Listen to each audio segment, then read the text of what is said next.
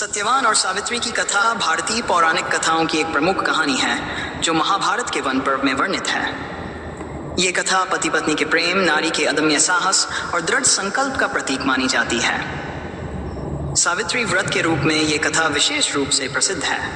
पूरी कथा इस प्रकार है। कथा का प्रारंभ। मद्र देश के राजा अश्वपति और उनकी रानी मलविका के कोई संतान नहीं थी। राजा अश्वपति ने संतान प्राप्ति के लिए तपस्या की और देवी सावित्री की कृपा से उन्हें एक पुत्री प्राप्त हुई। उस पुत्री का नाम सावित्री रखा गया। वह अत्यंत रूपवती, बुद्धिमान और गुणवान थी।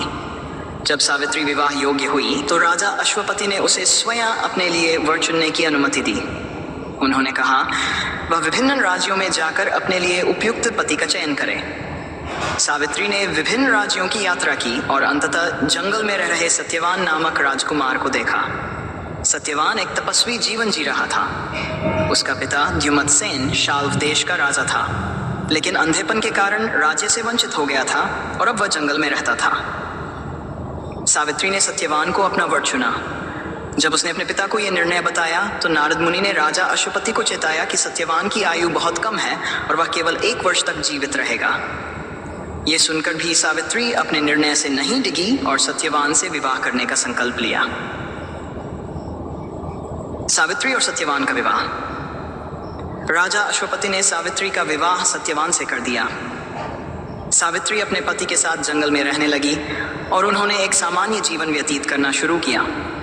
हालांकि उसे सत्यवान की अल्पायु का पता था, इसलिए उसने कठिन तपस्या और व्रत का पालन करना शुरू किया। उसने पूरे वर्ष तक विभिन्न व्रतों का पालन किया और सत्यवान की दीर्घायु के लिए प्रार्थना की। सत्यवान की मृत्यु।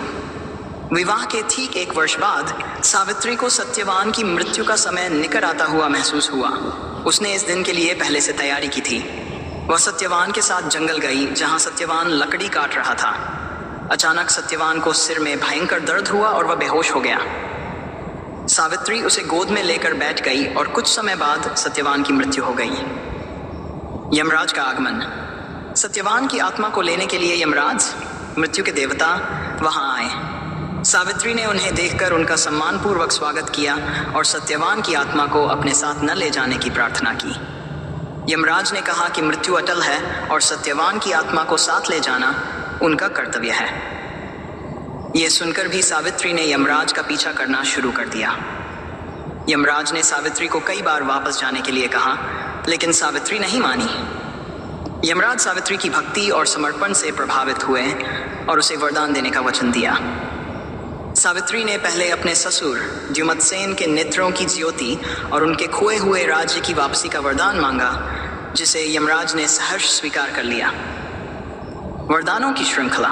सावित्री ने दूसरा वरदान अपने पिता के लिए मांगा, जिसमें उसने अपने पिता के 100 पुत्रों की प्राप्ति की कामना की। यमराज ने यह वरदान भी दिया।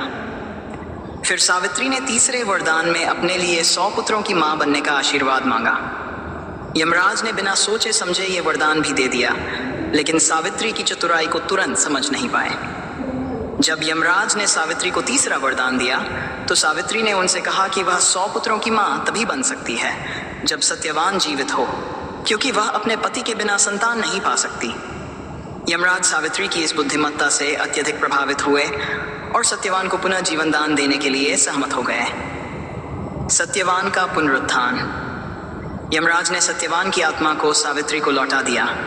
सत्यवान फिर से जीवित हो गया और सावित्री अपने पति के साथ खुशी खुशी घर लौट आई।